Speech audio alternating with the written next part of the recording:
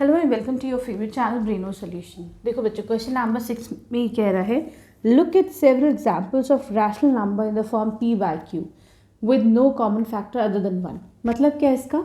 देखो हमारे पास बहुत सारे रैशनल नंबर के एग्जांपल्स हैं, जैसे कि तुम ले लो 2/5, 3/5, ठीक है, कुछ भी ले सकते हो। 7/2 क्या है कि जो न्यूमरेटर और डिनोमिनेटर होता है ये किस फॉर्म में? पहले तो ये p/q के फॉर्म में है, ठीक है। इनका जो कॉमन फैक्टर होगा वो 1 के अलावा कुछ नहीं होता, वरना तो वो सिंपलेस्ट फॉर्म में नहीं होगा, ठीक है। अब देखो 2 और 5 का कोई एक कॉमन फैक्टर है तो 1 है, ऐसे 3/5 का भी 1 है, ठीक है। क्लियर? ये वाली चीज़ समझ में आई।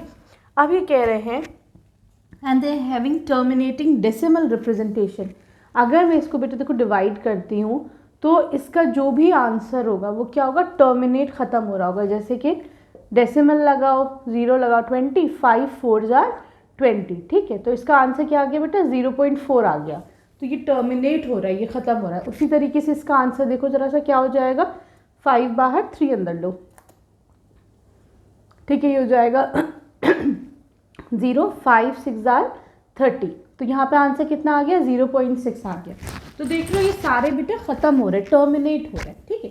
अब ये कह रहे हैं कि अब तुम Q की कोई प्रॉपर्टी गेस करो कि Q की क्या प्रॉपर्टी होगी। तो देखो बेटा हम एक चीज़ ये देखते हैं कि यहाँ पे देखो 5 के ऊपर जो पार है वो कितनी है? 1 है। यहाँ पे 5 के ऊपर पार कितनी है? 1 है। उसी तरीके से यहाँ देखो 2 के ऊपर पार कितनी है? 1 है, ठीक है। कुछ और भी लोगे तो हो सकता है अभी अगर तुम ले लो 7/8 ले लो, ठीक है। क्लियर है? यहाँ पर 2 की कितनी पार है? 2⁻³ है, ठीक। तो मैं ये देखती हूँ बेटा कि जो भी रैशनल नंबर होगा उसके साथ जो Q होगा, Q की जो पार होगी ना वो क्या होगा? 2⁻m है ना, या फिर 5⁻m, वो इसी फॉर्म में होगा। देखो यहाँ पे m की वैल्यू क्या है? 1 है ना।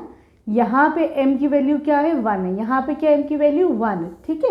और जहाँ पे 2, भाई यहाँ तो 2 नहीं है, इसका मतलब यहाँ पे 2⁻0, 2⁻0 तो 1 ही होता है, ठीक है। क्लियर है? तो हमें एक बात तो पता चल गई कि जो भी रैशनल नंबर्स होंगे उनके साथ 2 और 5 की पार जो है वो m 2m और 5m की फॉर्म में ही होगा, ठीक है। क्लियर है? आ गया समझ में? अब आ जाओ क्वेश्चन नंबर 7 पर।